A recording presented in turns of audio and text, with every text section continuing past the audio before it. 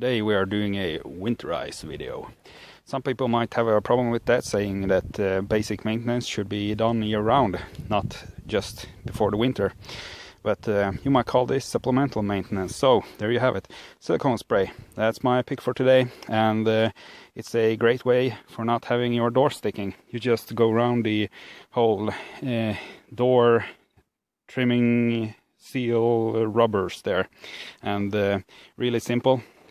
Just spray it down.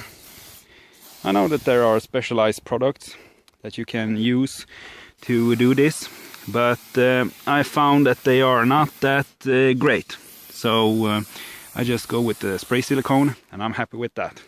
So it's really that simple, and well, that's pretty much the whole winterize your vehicle tip for today. Another one another day.